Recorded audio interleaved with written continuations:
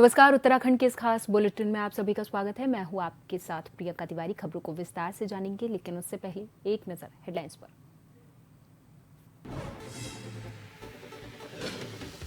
CM Pushkar Singh Dhami का नैनीताल दौरा, आम्रपाली विश्वविद्यालय में अभिनंदन समारोह में की शिरकत, बेताल घाट में कॉलेज की वार्षिकोत्सव में लिया भाग। ड्रग्स फ्री देवभूमि अभियान के तहत कार्रवाई, दून पुलिस को मिली बड़ी सफलता, कोकीन के साथ विदेशी शख्स गिरफ्तार, दिल्ली से सप्लाई करने आया था मुख्य पैडलर। रामनगर में रफ्तार का कहर, डंपर और बाइक में भीषण टक्कर, मां बेटी की दर्दनाक मौत, वाहन चालक की तलाश में जुटी पुलिस।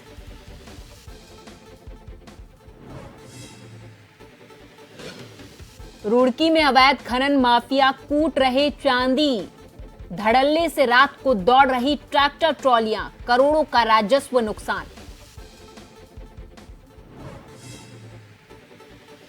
और प्रदेश में सख्त भू कानून की मांग, हरिद्वार में मूल निवास समन्वय संघर्ष समिति की प्रेस कॉन्फ्रेंस, 10 नवंबर को निकाली जाएगी स्वाभिमान रैली।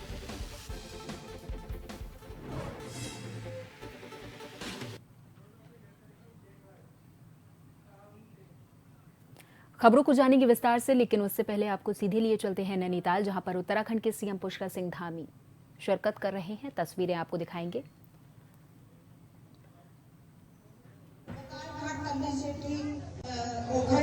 अमगढ़ी मोटर मार्ग का चौड़ीकरण, हाटमिक्स, रामगढ़ के सुयालबाड़ी ओड़ाखान मंदिर के मध्य छिमी मटेला मोटर मार्ग का नव निर्माण और विकासखंड बेताल घाट के रोका कटनी बाजार खांडा डूमास खपड़िया होते हुए अमगढ़ी रोड तक निर्माण, बेताल घाट के रतौड़ा बेताल घाट अमेठ मल्ली सेठी तन्नी सेठी घाट क्षेत्र में विकास कार्यों को हमने लगातार आगे बढ़ाया है। हमारी विधायक जी ने, हमारे सांसद जी अक्सर यहाँ की चिंता करते हैं, हमारे सभी प्रतिनिधिगण लगातार मुझे कहते हैं, और हमने बहुत सारे प्रस्ताव जो सरिता दीदी ने मुझे दिए थे उसको हमने स्वीकृत किया है, उनको शासनादेश भी किए हैं, और इसके साथ ही कुछ और शासनादेश भी अभी हमने किए हैं जो इन्होंने ही मुझे दिए थे कि विकासखंड भीमताल के ग्राम सड़ियाताल में जोनीगौट मोटर मार्ग को 7 ताल मोटर मार्ग तक लिंक मार्ग का निर्माण, इसका भी शासनादेश हो रहा है।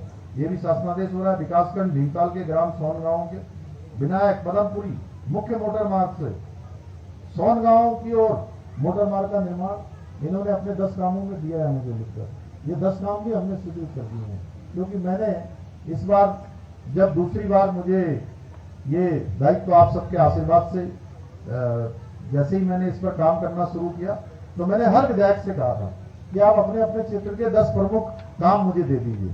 तो सरिता दीदी ने भी जो काम मुझे दिए थे वो सब हमने इसमें रख दिए हैं। इसके साथ ही बगड़ बल्ला गांव से टोला बगड़ तल्ला तक 6 किलोमीटर मोटर मार्ग का निर्माण, विकासखंड बेताल घाट के राती घाट बुडलाकोट मोटर मार्ग प्रधानमंत्री ग्राम सड़क योजना के अंतर्गत बनाया गया। इसके अतिरिक्त बुडलाकोट से पंगू तक बनाया जाना नितांत आवश्यक है, जिसकी लंबाई 6 किलोमीटर है। इस मार्ग को भी हम स्वीकृति प्रदान करेंगे। सुयालबाड़ी से ओड़ाखान मोटर मार्ग के मध्य से शिवलिखे से सुयालबाड़ी गांव को पूर्व में विधायक निधि से मोटर मार्ग बनाया गया था, जिसकी लंबाई 2 किलोमीटर। मुख्यमंत्री पुष्कर सिंह धामी ने सोमवार को हल्द्वानी स्थित आम्रपाली विश्वविद्यालय में आयोजित अभिनंदन समारोह 2024 कार्यक्रम में प्रतिभाग किया। इस अवसर पर अपने संबोधन में सीएम धामी ने कहा कि युवाओं के हर कार्यक्रम में जोश और उत्साह होता है। सुनाएंगे। अध्यादेश का प्रभाव देखिए, असर देखिए कि इस बार पीसीएस परीक्षा का 2022 का फाइनल परिणाम और 2024 की प्रारंभिक परीक्षा का परिणाम दोनों साथ साथ आए हैं। और मैं उत्तराखंड के अनेक जनपदों में इस दौरान परीक्षा का परिणाम आने के बाद गया हूं। कल भी मैं रुद्रप्रयाग जनपद में था, अगस्त मुनि में। वहां भी मुझे बता रहे थे कि 10 से ज्यादा छात्र और छात्राएं जिनको पीसीएस की परीक्षा में चयन होने का अवसर मिला है। मैं टिहरी में गया, उत्तरकाशी में गया, पिथौरागढ़, चंपावत, हर जिले से चाहे हमारा जिला नैनीताल हो, यहां से भी सबको चयन का अवसर मिला है। इसके पीछे ये हमारा कड़ा नकल विरोधी कानून है। भाइयों बहनों, इस कानून के लागू होने के पश्चात हमारे प्रतिभाशाली युवाओं को बहुत फायदा हुआ है, उनका आत्मबल भी बढ़ा है, उनका कहीं ना कहीं प्रोत्साहन भी हुआ है। उत्तराखंड के मोटे अनाजों की पूरे देश में बहुत बड़ी मांग है। अब सरकार मोटे अनाजों की आपूर्ति के लिए लगातार प्रयासरत है। इसी के अंतर्गत उत्तराखंड सरकार हर ब्लॉक में कोऑपरेटिव के द्वारा मोटे अनाज की खेती करेगी। सूबे के कैबिनेट मंत्री धन सिंह रावत ने कहा कि अब हर ब्लॉक में वीर माधव सिंह भंडारी सामूहिक खेती करने का सरकार ने निर्णय लिया है। सुनाएंगे। द्वारा हर ब्लॉक में एक वीर माधव सिंह भंडारी सामूहिक खेती का आयोजन करने का निर्णय हमारी सरकार ने लिया है। इसकी जगह भी आइडेंटिफाई हो गई है और इसके लिए क्लस्टर खेती करना चाह रहे हैं ताकि मोटे अनाज की कहीं दिक्कत न हो।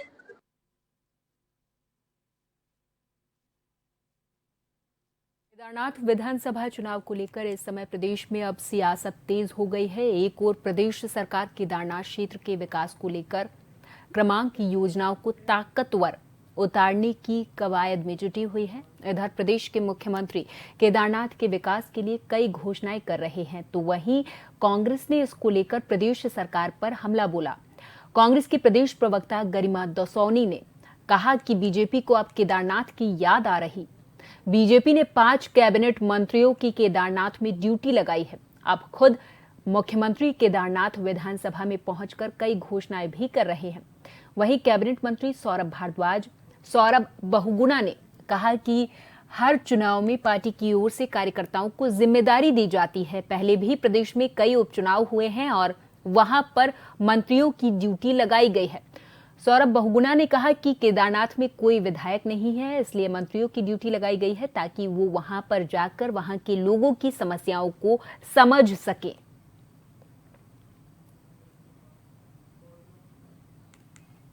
साफ दिखाई पड़ रहा है कि उनके पैरों से केदारनाथ भी फिसल रहा है, इसीलिए चुनावी पुलाव उनके द्वारा परोसे जा रहे हैं।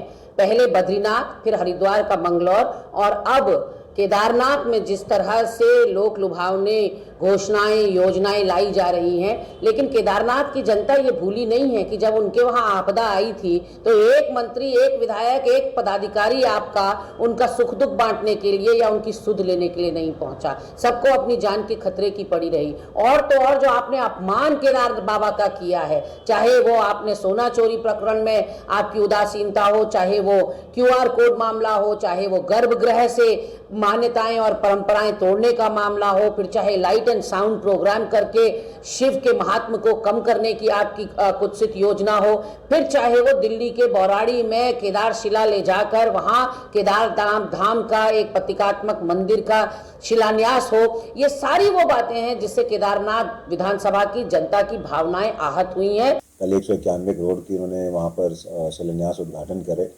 बहुत सारी घोषणाएं करी जो वहां पे जनता के माध्यम से, जनप्रतिनिधियों के माध्यम से जो मांग पत्र दिया गया था उसकी उन्होंने घोषणा करी। और भारतीय जनता पार्टी चुनाव को लेके हमेशा सीरियस रहती है, हमेशा तैयारियों में लगी रहती है, हमेशा जनता के बीच में रहने में विश्वास करती है।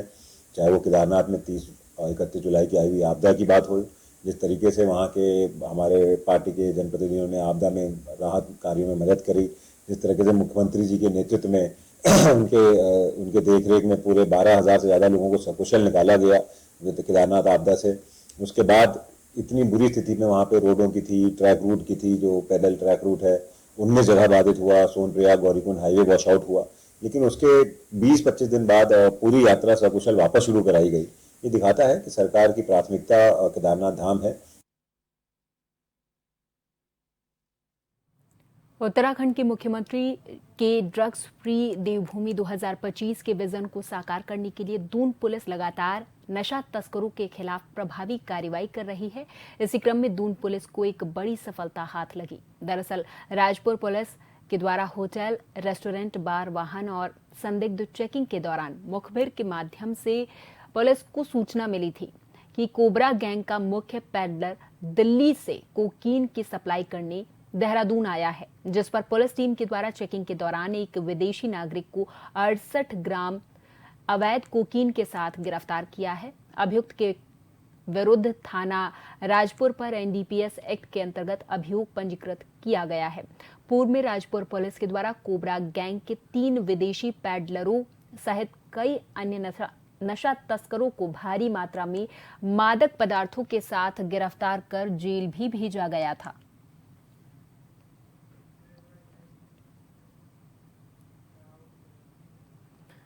उत्तराखंड एसटीएफ को एक बड़ी कामयाबी हाथ लगी। दरअसल 317 ग्राम अवैध स्मैक के साथ 3 नशा तस्करों को एसटीएफ ने गिरफ्तार किया है, जिसकी जानकारी देते हुए वरिष्ठ पुलिस अधीक्षक एसटीएफ नवनीत सिंह के द्वारा बताया गया है कि उत्तराखंड एसटीएफ के एंटी नारकोटिक्स टास्क फोर्स के द्वारा थाना सिविल लाइन कोतवाली रोड की जनपद हरिद्वार क्षेत्र में स्थानीय पुलिस के साथ संयुक्त कार्रवाई करते हुए रोड की रोडवेज बस स्टेशन के पास से 3 व्यक्तियों को मोटरसाइकिल सहित 317 ग्राम अवैध स्मैक के साथ गिरफ्तार किया है।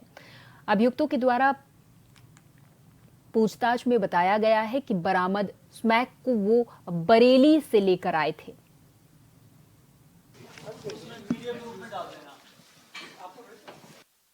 उत्तराखंड एसटीएफ की एएनटीएफ यूनिट ने ये 317 ग्राम स्मैक बरामद की है और इस संबंध में कोतवाली सिविल लाइंस हरिद्वार में केस रजिस्टर हुआ है और 3 अभियुक्तों की इसमें अरेस्टिंग हुई है।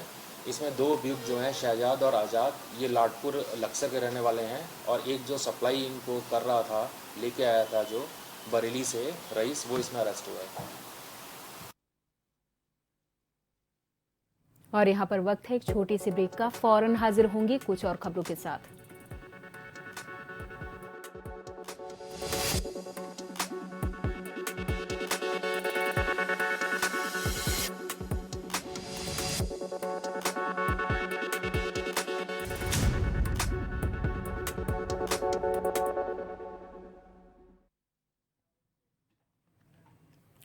ब्रेक के बाद एक बार फिर से आप सभी का बहुत स्वागत है। रामनगर से अपने घर रामपुर जा रहे बाइक सवार मां और बेटी को पेरुमदारा क्षेत्र में डंपर वाहन चालक ने जबरदस्त टक्कर मार दी। घटना में बाइक से दोनों मां बेटी की जहां एक और दर्दनाक मौत हो गई है, तो वहीं डंपर चालक मौके से वाहन छोड़कर फरार हो गया था। हालांकि घटना के बाद मृतक के परिजनों में कोहराम मचा हुआ है। घटना के संबंध में जानकारी देते हुए ग्राम टांडा मल्लू के पूर्व प्रधान अब्दुल सब्बार ने बताया है कि रविवार को ग्राम बाहूपुरा जिला रामपुर उत्तर प्रदेश निवासी 22 साल का फैजान अपनी 45 साल की मां जैनब के साथ बाइक से ग्राम टांडा मल्लू में अपने ताऊ के यहां आया था। उन्होंने बताया कि सोमवार की सुबह दोनों ही मां बेटे बाइक से रामपुर के लिए रवाना हुए थे। इसी बीच पेरुमदारा के पास अज्ञात डंपर चालक ने बाइक पर जोरदार टक्कर मार दी, जिसमें दोनों लोग गंभीर तौर पर जख्मी हुए थे। अस्पताल लाने पर चिकित्सकों ने दोनों को मृत घोषित कर दिया था।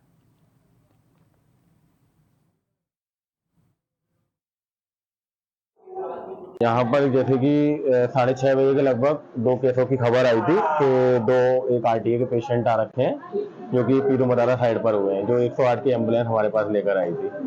अब जैसे कि जब पेशेंट हमारे पास दोनों आए हैं तो ये ब्रॉड डेड आए थे, मतलब इनके अंदर कुछ भी नहीं था। तो उसके बाद पेशेंटों को फिर हमने अपने इमरजेंसी वार्ड में रखा। इमरजेंसी में रखने के बाद पेशेंट को फिर शिनाख्त की गई। शिनाख्त के बाद देखा गया कि दोनों पेशेंटों मतलब लगभग डेड ही हो चुके हैं।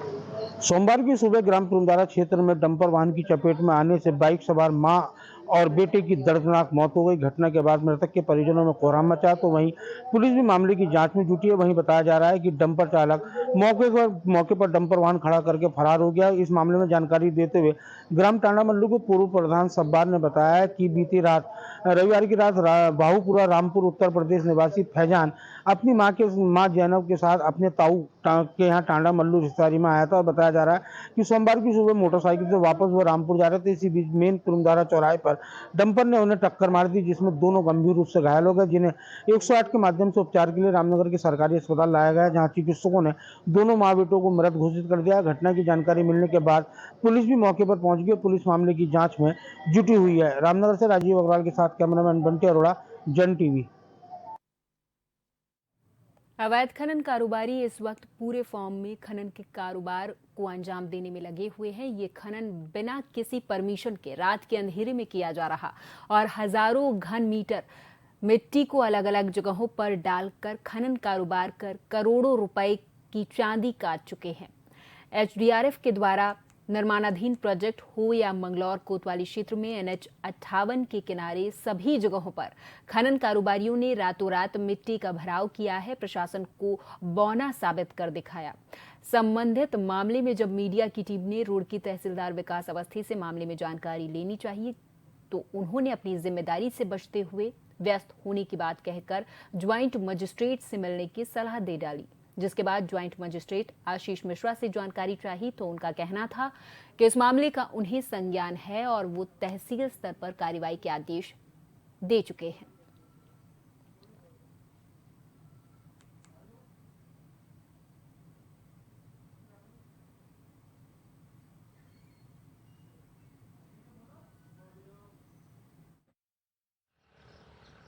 मंगलौर क्षेत्र में खनन के क्रम में जो है समय समय पर सूचनाएं मिलती हैं रात में, और उस सूचना के क्रम में जो है नायब तहसीलदार और तहसीलदार और स्वयं जो है मेरे द्वारा जो है औचक निरीक्षण किया जाता है।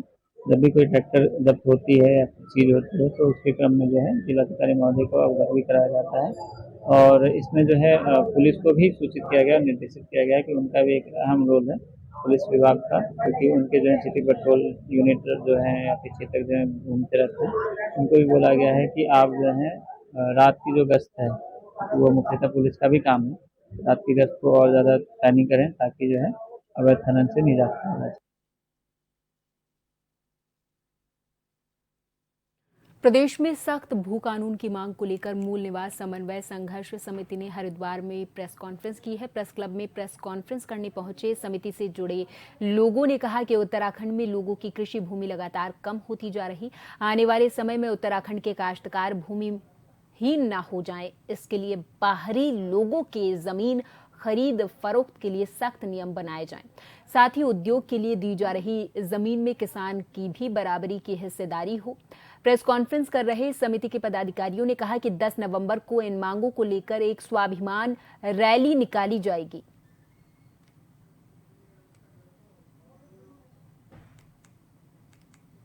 देखिए, हम ऐसा कानून चाहते हैं इस राज्य में जिससे हमारी कृषि भूमि सुरक्षित रहे। हमारे पास कृषि भूमि सीमित मात्रा में है जो लगातार घटती जा रही है। आने वाले समय में इस तरह के संकट पैदा हो गए हैं कि हमारे जो अपने किसान हैं, काश्तकार भाई हैं, वो भूमिहीन होते जा रहे हैं। इसके लिए परिवार में एक सदस्य को 200 वर्ग मीटर तक जमीन दी जाएगी, और उद्योगों के नाम पर दी जाने वाली ज़मीन अगर किसी व्यक्ति को दी भी जा रही है तो उसमें किसान की, काश्तकार की भी भूमि का बराबरी की हो, लाभांश जितना मिले दोनों में हिस्सेदारी बराबर हो, और ज़मीन को बेचने के बजाय लीज की व्यवस्था की मांग हम कर रहे हैं।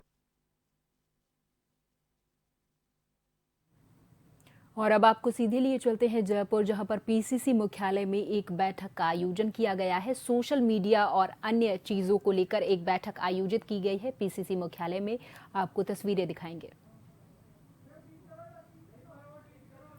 तो आपको बता दें कि जयपुर में डिजिटल प्लेटफॉर्म को लेकर एक बैठक आयोजित की गई है, जिसमें एआईसीसी सोशल मीडिया चेयरमैन का संबोधन लगातार जारी है। बैठक में सुप्रिया श्रीनेत का संबोधन सुना रहे हैं।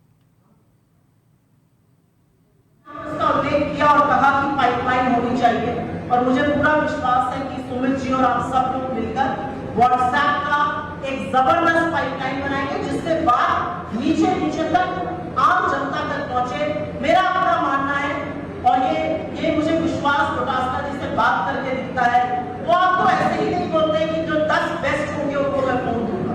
वो आपकी भूमिका को जानते हैं, वो समझते हैं कि अगर बूथ लेवल पर भी हमारा सोशल मीडिया का एक व्यक्ति रहेगा तो वहां पर एक व्हाट्सएप ग्रुप संचालित होता रहेगा, इसलिए वो ऐसी बात करेंगे।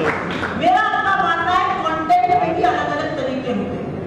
एक कंटेंट होता है जो नेशनल राजनीति का कंटेंट है, पार्लियामेंट में क्या हो रहा है, वन नेशन वन इलेक्शन पर क्या हो रहा है, जातिगत जनगणना पर हम क्या बोल रहे हैं, ये नेशनल कंटेंट, ये सबके जीवन को प्रभावित करता है। इसके बारे में हमारे बड़े लीडर्स बोलते हैं, हमारे नेशनल हैंडल्स बोलते हैं।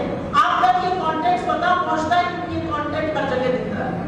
उतना ही जरूरी कंटेंट, अगर आप उनसे पूछिए एक राज्य के लिए उससे ज्यादा जरूरी कंटेंट यहाँ के मुद्दे हैं। यहाँ की जो पर्ची सरकार में हो रहा है, यहाँ पर जैसे पूरा